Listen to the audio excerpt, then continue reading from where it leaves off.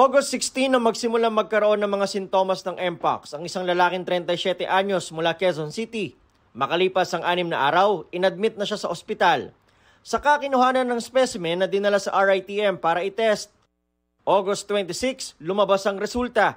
Siya ang unang residente ng Quezon City na nagpositibo sa Mpox.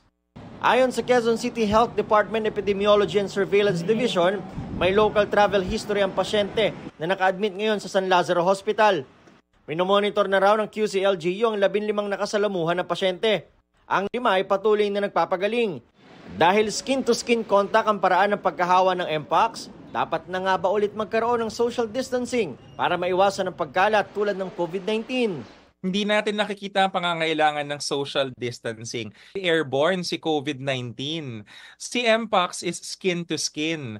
Kahit ikaw ay 1 inch apart, basta hindi nagdidikit yung balat, at ang iyong hingahan ay hindi kayo naghihingahan sa muka, hindi mo makukuha si Mpox.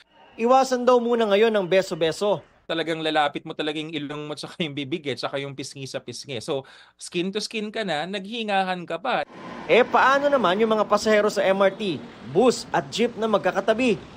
Magsuot tayo ng face mask in that situation. At isa pa, magsuot ng jacket para nakatakip yung ating mga bisig. Magpantalon imbis na magpalda or mag-shorts para nakatakip rin yung ating mga hita. Tanggalin na lang daw ang jacket kapag malayo na sa siksikan ng mga tao. Paglilinaw ng DOH, nangyayari lang ang hawahan kapag may sintomas. Ngayong linggo, maglalabas daw ang DOH ng specific guidelines para sa mga establishmento para maiwasan ang Mpox. Sa mga lalabas at papasok naman daw ng bansa, kakailanganin na mag-fill out ng e-travel form, kung saan ilalagay kung may sintomas ka tulad ng rashes, blisters at vesicles. Wala raw mandatory isolation at pwedeng umuwi ang Mpox suspect habang hinihintay ang resulta. Giit ng DOH, very manageable ang kaso ng Mpox sa bansa.